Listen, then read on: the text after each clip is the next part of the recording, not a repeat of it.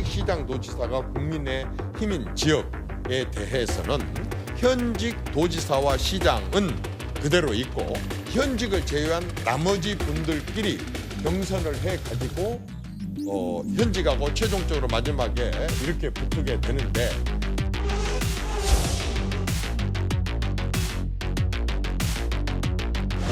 일반 도전자들 며칠간 활동한 도전자들하고 이렇게 경선을 하는 그런 경우에 있어서는 새로 도전하는 사람들이 기존에 그 벽을 넘기가 어렵기 때문에 경선을 거쳐 가지고 올라와서 하는 이런 경우를 했을 때게 이제 서로 경쟁력이 있고 상당히 흥미진진하고 공정한 그런 경쟁이 될 수 있습니다.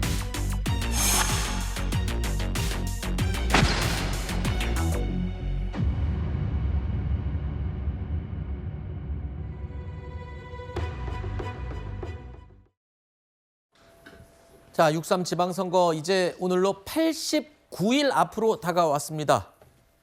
이러면서 이 국민의힘이요, 현역 단체장이 있는 지역에 대한 공천 방식을 확정했습니다. 이렇게 또 이름을 붙였군요. 일명 한국 시리즈 경선 방식입니다.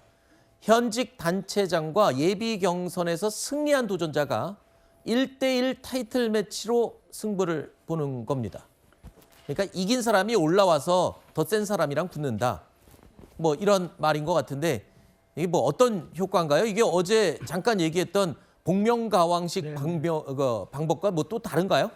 비슷한 거죠. 네, 사실 토너멘트 그러니까, 방식이잖아요. 그렇죠. 그러니까 챔피언이 이제 기존에 네. 가장 높은 위치에 있고 그다음에 도전자들이 계속 겨루면서 올라가서 나중에 1대1 데스매치를 통해 가지고 최종적인 또 승자를 가리겠다 이제 이런. 근데 이름을 왜 얘기인데. 바꾼 거예요? 복명가왕 방식이라고 그랬다가 또 한국 시리즈 방식 같은 얘기인데. 제가 보기에 채널A가 단독이라고 한번 보도를 하니까 네. 이거 뭐좀 약간 물을 희석하는 차원에서 한 게 아닌가 싶은데 네. 어쨌든 본질은 복면가왕이나 한국 시리즈는 신인들이 토너멘트를 통해서 지금 최종의 위치에 있는 현역 단체장에게 도전하는 1대1 데스매치 형식이 아마 안의 본질인 것 같은데 그게 그러면 흥행에 도움이 되는 흥행은 도움이 될 거예요. 그래요? 흥행은 도움이 되는데 다만 흥행에 도움이 되기 위해서는 도전자들의 어떤 수준 퀄리티가 문제겠죠. 네. 그러니까 신인이라고 다 신인이 아니라 그다음에 네. 정말 중량감과 주목도를 갖춘 그런 신인이 나온다면 네. 굉장히 그 흥행과 주목도를 높이겠지만 네. 그렇지 않으면 조금 더 밋밋하게 끝날 수도 있어서 어떤 사람들이 참여할 것인가 그게 네. 관건일 것 같습니다. 그렇군요. 뭐 복면가왕 방식이든 한국 시리즈 방식이든 어쨌든 흥행을 하는 게 우선적인 목표겠죠. 그런데요. 자, 당 내에서 국민의힘 내부에서는요. 이런 얘기가 나옵니다.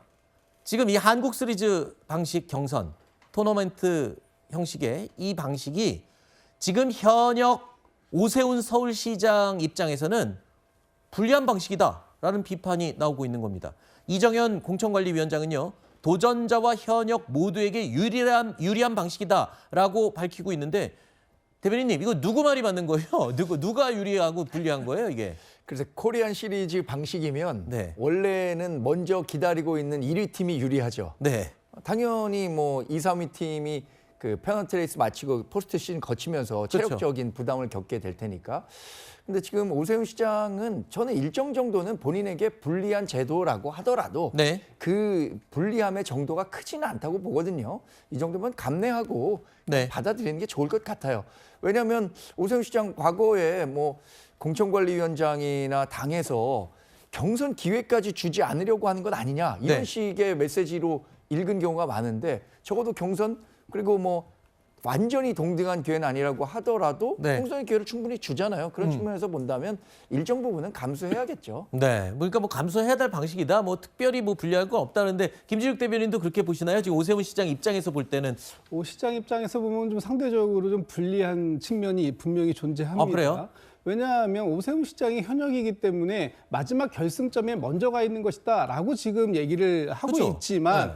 실질적으로 경선을 치르는 과정 속에서 다른 후보들이 그 여론에 노출될 가능성이 훨씬 많은 거 아하. 아닙니까? 급이 같아지는군요. 그러면. 그렇습니다. 그리고 결과적으로 보면 다자를 경선에서 했을 때 오세훈 시장이 더 유리할 수 있어요. 그럼에도 불구하고 결과적으로는 1대1 대결 방식으로 간다라는 것 이런 것들은 다른 한쪽에서 오세훈 시장을 제외한 다른 한쪽은 진영을 갖출 수 있는 시간적 여유를 벌 수 있는 상황이기 아하. 때문에 이것이 결코 오세훈 시장에게 굉장히 상당히 유리한 그런 상황이기 때문에 오세훈 시장에게도 또는 도전자 모두에게 도움이 되는 그런 선거 방식이다라고 얘기하는데 저는 좀 약간 좀 동의하기는 네. 어렵습니다. 알겠습니다. 뭐 일단은 이 경선 흥행을 위해서 선거 흥행을 위해서 도입한 국민의힘의 방식이라고 하는데 어떻게 될지는 좀 본격적으로 진행돼야 알 수 있을 것 같습니다. 자, 그리고 지금 선거 흥행을 꾀하고 있는 이정현 국민의힘 공천관리위원장.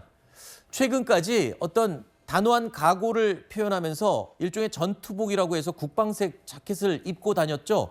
그런데 뭐 이에 대해서 뭐 비판의 목소리도 좀 몇 군데 있었긴 했습니다. 어제는 옷을 싹 갈아입었습니다. 지금 왼편이 지금까지 입었던 군복을 연상케 하는 국방색 자켓이었는데 어제는 회색빛이 도는 그냥 일반 자켓으로 갈아입었습니다. 야상을 입고 등장한 날부터 계엄이 연상된다 뭐 이런 논란이 있었는데 이틀 전 소장파 의원들이요 지도부와의 면담에서 또다시 이 문제를 꺼내든 것으로 알려지고 있습니다. 전륜 요구는 끝내 받아들여지지 않았지만 이런 것쯤은 하나 들어주는 게 좋지 않겠냐 뭐 이렇게 얘기를 한 게 아닌가 싶기도 하고요. 이정현 위원장이 좀 양보를 한 것 같아요. 네. 그러니까 사실 이정현 위원장은 뭐 저하고 개인적으로 그 박근혜 정부 때 청와대 같이 근무하면서 네. 스타일을 압니다만은 조금 좀 투박하고 진솔하고 그다음에 정면 돌파하는 스타일이에요. 그러니까 아마 지금의 당이 위기 상황이라는 걸 강조하기 위해서 야전 전투복 같은 상의 같은 걸 입었는데 여기에 대해서 이런저런 당연히 논란이 나오니까 그렇다면 내가 과거 내가 그 호남에서 출마할 때 출사표를 던졌던 심정으로 네. 정말 저 허름한 점퍼를 입고 자전거 타고 누비던 심정으로 다시 한번 내가 돌아가서 하겠다고 아마 당의 그 요구들을 그런 얘기들을 수용한 것 같은데 중요한 건 의상이 아니잖아요. 네. 그래서 저희가 아까 말씀드렸듯이 경선 방식 어떻게 관리해내고 그다음에 네. 흥행을 어떻게 보장해내고 그러면서 그 선거 관리를 통한 정말 공천에 잡음이 없도록 하는 게 네. 이정현 위원장의 임무이기 때문에 네. 그 임무의 본질에 충실하면 된다. 네. 역시 옷은 드레스 코드 정도는 논란이 될 수 있지만 본질은 아니다. 네. 말씀드리고 싶습니다. 알겠습니다. 한때는 당 이름 가지고 본질이 아니다 얘기 한참 했었는데 그건 뭐 이미 물 건너갔고요. 이제 또 공관위원장의 옷 가지고도 얘기하네요.